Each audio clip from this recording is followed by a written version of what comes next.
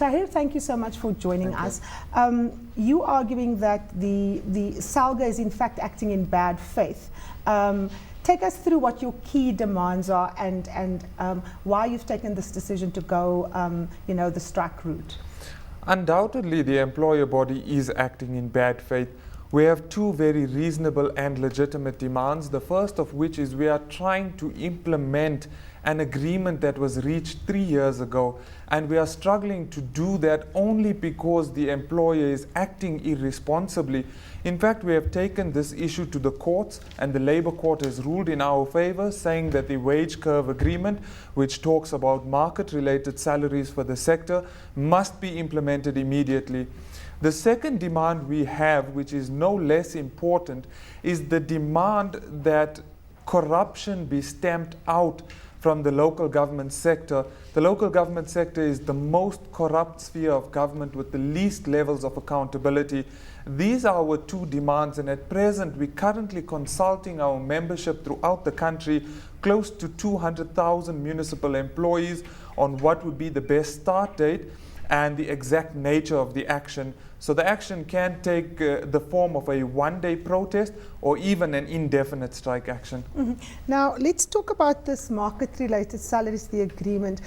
Is that for all category of municipal workers? Just take me through what exactly it means, particularly in the context of the fact that some municipalities actually are not financially viable. We know that government is presently considering reviewing the funding model for municipalities. The global financial crisis and many other factors have led to municipalities running short of cash, of course, including bad and maladministration. But how does market-related salaries work? Market-related salaries is one part of the wage curve agreement, but the wage curve agreement is basically meant to deal with the inequities of salary pay structures in the local government sector. To give you a quick example, in the city of Joburg, an administrator would earn 5,000 Rand, but in the city of Ekurhuleni, which is just a few kilometers off, the same administrator would earn 7,000 Rand. So there exists many wage equities together with market-related salaries.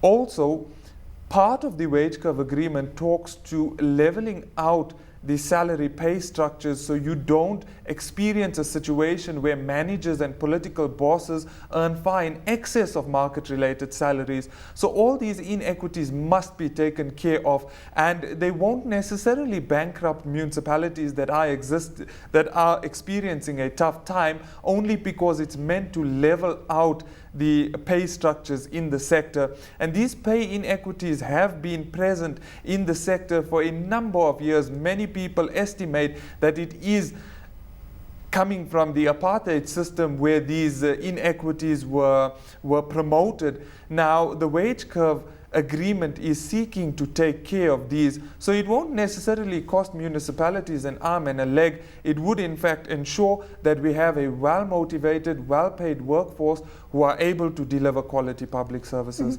Now let's talk about this quality public service. There are many complaints from communities, particularly poor communities where many of your members reside, that the service that they get from municipalities is substandard. And what degree of responsibility does the Municipal Workers Union take for that substandard service that is being delivered? Certainly, services in municipalities are substandard, to say the least. The South African Municipal Workers Union has always maintained that our employees must strive to obtain quality public services.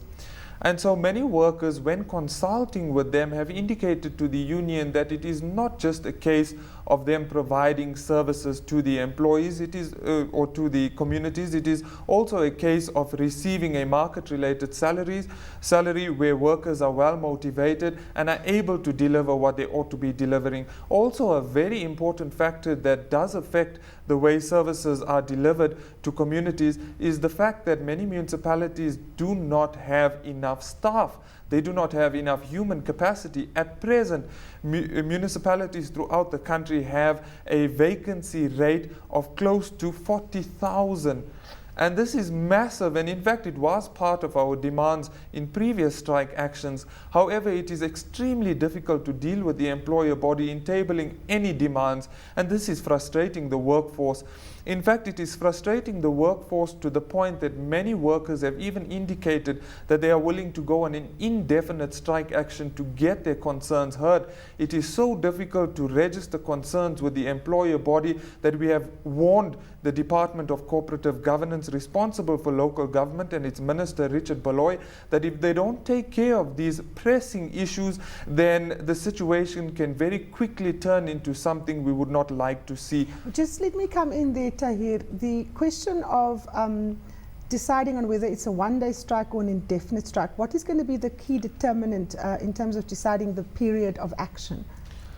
Management, the moment management responds to our demands or gives us any indication when they would at least hear our demands, that would then determine what nature the strike action would take. In fact, many employees and municipal workers are just waiting for management to acknowledge their demands. However, if management does not acknowledge the demands, then it would become an indefinite strike action. And this is the important determinant between what happens with the nature of the strike action and when it is to take place as well. So management plays a very important role, and it is now up to management to act responsibly and come back to the workers and indicate they are merely ready and willing to listen to the workers at the very least. Now, I know that you're canvassing strike action, but what time frame have you given management to come back to you? In fact, the decision for strike action has already been taken. There's no reversing that decision, come hell or high water. We have indicated to management that we are giving them 14 days within which to respond to our reasonable and legitimate demands. However, based on our experience in dealing with local government, we do know all too well that local government will not respond until they are forced to respond. And this is why municipal employees have indicated they are ready and willing to take to the streets to voice their reasonable concerns, because if they don't, experience has proven management will never listen to them. Well, Tahir, thank you so much for coming into the studio and explaining the position of municipal workers.